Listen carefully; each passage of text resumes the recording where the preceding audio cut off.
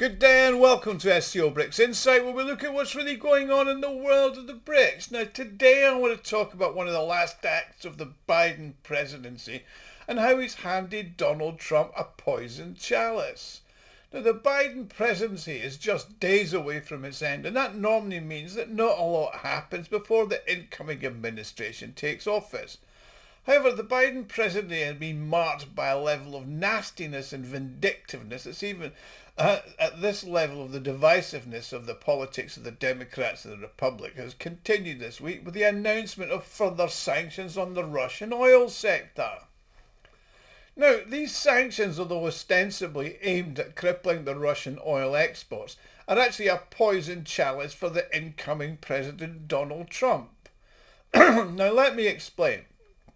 The effect of the announcement of Biden imposing the sanctions immediately drove up oil prices, and that will undoubtedly cause inflation in the US, damage the US economy, plus it will also cause problems for and damage the incoming president, which of course is what the Biden administration designed them to do. Now, the latest US sanctions on Russia's energy sector have led to a rapid rise in oil prices, with Brent crude reaching $81 a barrel, which is over 5% up in just a few days, and the highest price level for 4 months.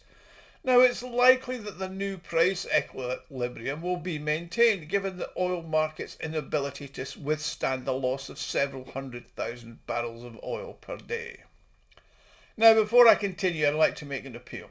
If you like and enjoy my videos, you can help me fund, develop the channel and my website, scobricsinsight.com, to take it to the next stage. You can do this by making a small donation, which is done by clicking on the thanks button at the bottom of the video screen.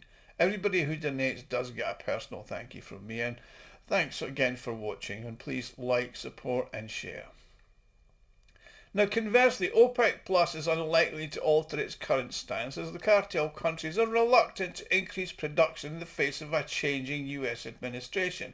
So what is the potential trajectory for oil prices in the coming months, and what are the implications for Russia's oil and gas revenue streams? Well, on January the 10th, the US unveiled what is anticipated to be the most comprehensive sanctions against the Russian oil and gas sector.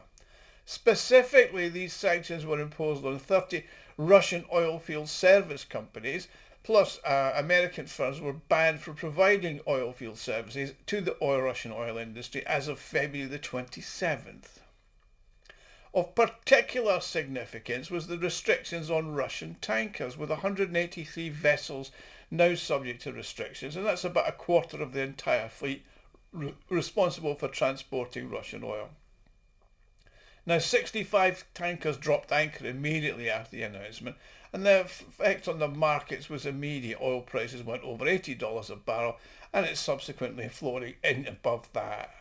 Now, while prices increased 6% in a few days, there had been an uptick prior to this in addition to the sanctions, mainly because market fluctuations were influenced by the cold weather that settled in the northern western hemisphere.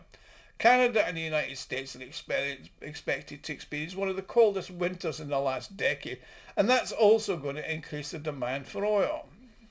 In addition, adverse weather conditions will result in the suspension of operations in some fields. In addition, the situation in Iran is also worthy of note. The ongoing conflict between Israel and Iran, along with sanctions imposed on the Islamic Republic, have resulted in a reduction in oil supplies coming out of that region. Now, at the end of December, Iran reduced its production within OPEC Plus by 70,000 barrels per day, with only the United Arab Emirates experiencing a larger decline. Now, while these figures may appear negligible within the global production framework of 100 million barrels per day, they are significant in context of the market's current volatility, which could amplify their impact, particularly if the situation with Iran supplies deteriorates further. Nevertheless, the primary development is still the restrictions imposed on Russia.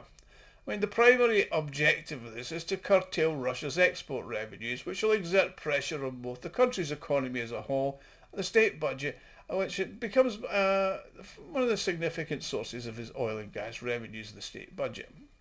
Now, the magnitude of the shortfall remains to be seen. According to Goldman Sachs, the Sanctions vessels, which should be noted, are mostly the newest, thus highlighting Western powers' concern about the environmental risk of transporting them was always a complete bullshit. And they transport about 1.5 million barrels per day of Russian oil. However, this should be noted that doesn't imply a complete disappearance of these volumes from the market. Now, according to Ludmila Rotskaya, who's an analyst at BCS World of Investments, sanctions could lead to the loss of 700,000 to 800,000 barrels per day, but that's unlikely. I mean, it's actually very difficult to estimate the losses too will affect the budget. So you've got to have a reliable data on the volumes of shortages, but that's not possible as official information's very opaque, if you like, and the shadow fleet and estimates are always approximate. Now, one potential strategy to maintain oil exports could involve offering a greater discount on the Russian Ural oil compared to the Brent grade, with the aim of encouraging buyers to assume the risks associated with secondary sanctions. After all, it worked before. Now, this approach could result in Russian oil producers not getting much benefit from the current rise in oil prices, but it's not that unlikely that Russia will capitalise on the high global prices in the current situation. But it doesn't really need to, because they're higher than they used to.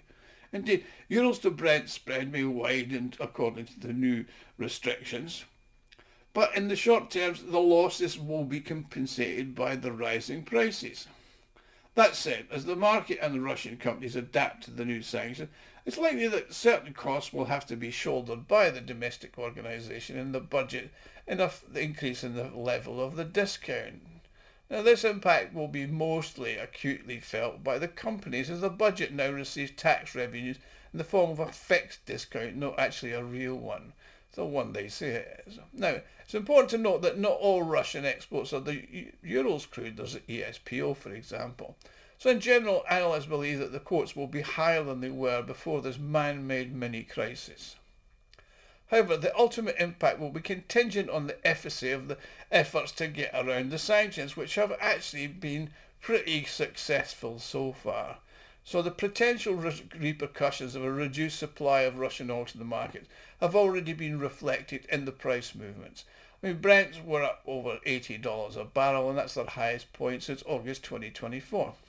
Any subsequent price movements will be contingent on how swiftly and efficiently which the suppliers adapt their supply chain to mitigate the risk of secondary sanctions.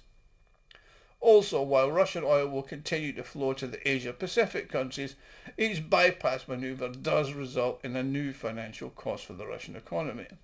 Any long-term delays in deliveries will result in a shortage of oil in the market, and that means higher prices. In the worst-case scenario, Brent prices will go up to $85 to $95 per barrel, and that suits Russia. If you're giving away $10, $15 a barrel discount, you're still getting $70 for your oil. Now, the rally over the last 2 weeks has probably come to an end.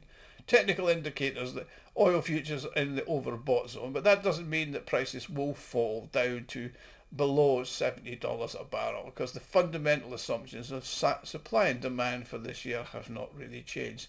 If calculations for the volume of oil leaving Russia are implemented, this may offset any supply surplus that was predicted by most analytical groups for 2025. So the destination price being around $80 to $85 per barrel. Now, the likelihood of ongoing price growth is contingent on the introduction of any growth catalyst to the existing anti-Russian sanctions. Obviously, new catalysts like new sanctions against Iran, or a reduction in the price ceiling for Russian oil. Now, good luck with that, because that didn't work before, but you never know what their bastards are going to do. So quotes are likely, in my opinion, to be between the 85 to 95 range for the next 6 months. I mean, the likelihood of OPEC Plus finally entering the market and taking a role in stabilising things are pretty low. OPEC countries will not take urgent steps to increase their production, even if Russia oil comes out from the market, because they'll just take advantage of the higher prices. Now, Trump comes on January the 20th. He's going to talk about the Ukraine military conflict, and he might promise the lifting of sanctions on the oil industry if they take reciprocal steps to establish peace. However, that's wishful thinking. I mean, at the end of the day, OPEC is quite happy not to increase production and take advantage of the oil prices. So should this growth continue, it's likely to be a bit of a problem for particularly the US, because it will suffer from higher oil prices, as will the Western economies. So it does look like Biden doubles down on being a nasty and vindictive old man who obviously hates Americans as much as he hates Russians. Anyway, thanks for watching. Please like, share and subscribe. If you want to help me out, click on the thanks button at the bottom of the screen and make a donation, and I'll see you all again soon. Thank you.